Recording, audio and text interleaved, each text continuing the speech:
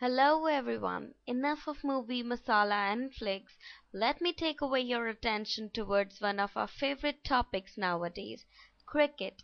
Yes, David Hussey gives Victoria win in super over finish. 2020 was at its chaotic best or worst. If you look at some of the shots played in giving Champions League T20 its first super over, one that Victoria Bushrangers won emphatically, with 24 required of the last 3 overs and David Hussey entrenched on 48. It looked like a cruise for Victoria, but batsman after batsman played poor shots to give Suresh Raina 4 wickets in the 18th and 20th overs. David Hussey left the job unfinished, holding out to long off in the 19th over, but came back to finish it with 3 monstrous sixes in the super over, giving Chennai Super Kings a near impossible target.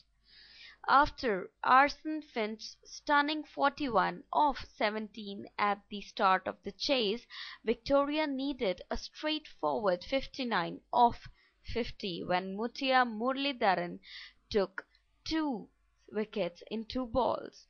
They were still in control with 6 wickets in hand when Raina began the 18th over. Madness, though, was about to strike. Raina fielded the first ball and went for a blind reverse flick. Had he hit, he would have got Rob Quinny. Had he not tried that, he wouldn't have brought Quinny on strike to face the next ball. Quinny, perhaps lured by the short leg side boundary, went to pull a straight length ball and lost his middle stump. John Hastings, hero of Victoria's bowling efforts, got stumped trying a massive slog as opposed to giving David Hussey a strike. 21 from 13, still manageable with David Hussey around. Doug Bollinger, whom Finch had hit for 23 in his first 2 overs, bowled 3 perfect deliveries for 3 singles before getting David Hussey to hit a slower ball straight to long off. Game over. Peter Siddle didn't think so. He backed away and chipped Bollinger over extra over like a batsman would, to bring it down to 12 required of the last over. Raina was the man enjoying the tension. He was pulling out of deliveries and smiling. He was reverse flicking and smiling. He was accepting gifts and smiling. He was the man to go to. Clint Mackay, who had got Raina's wicket with a slower ball earlier, dealt with him another blow, nonchalantly swinging the first ball of this over long off. 6 of 5 with 3 wickets in hand. Game over. Raina didn't think so. The next ball stopped a touch on the batsman. Raina was smiling again after accepting a return catch.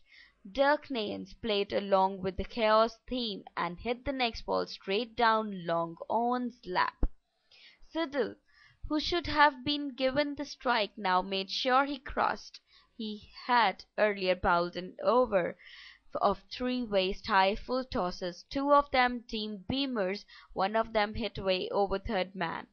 This was time for redemption. Again, like a seasoned batsman, he made room and loafed over extra cover. 2 of 2 required. Last wicket standing. Mind games began. Raina pulled out of next delivery. When he came in to bowl next, Siddle pulled out. Raina wasn't blinking first. He refused to bowl next time. Asad, Roff, smiled, walked a few steps down the pitch, made sure he was not in stumps mix range, and then told Raina something. The umpires at least were holding their nerves. Raina bowled in the next go. Siddle swung, got a bottom edge through to MS Dhoni, who saw Prince McIlraine trying to steal one, and lobbed the ball back to Raina. Raina, it turned out, had blinked. He wasn't back at the stumps, and his flick this time missed the stumps, and the batsman stole the single to level the scores. One more mistake was to allow. McCain swung across the line of the last ball and missed Dhoni cleanly and would be there for longer. Dhoni had earlier got Finch out by persisting with R. Ashwin, who was hit for 15 in the second over of the innings. He now went with Ashwin ahead of a flabbergasted Bollinger and the man who was doing almost everything all right, Raina. Finch was fast, giving him little room. David Hussey was brought on strike. This was time for ultimate redemption. David Hussey David Hussey just took half a step down the pitch and monstered the first ball he faced out of St. George's Park.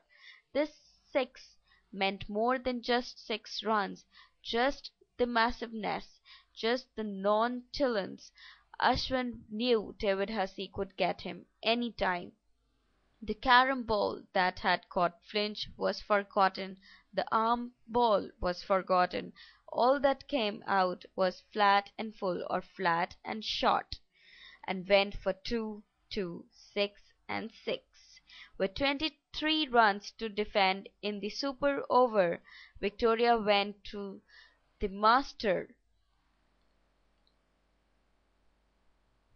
of slower balls, Mackay, and he didn't even need to do anything clever. The game was over when only 4 came off the first 3 balls. Mackay and Hastings, though, had to produce some of the best slower balls earlier in the night to keep the target to manageable proportions.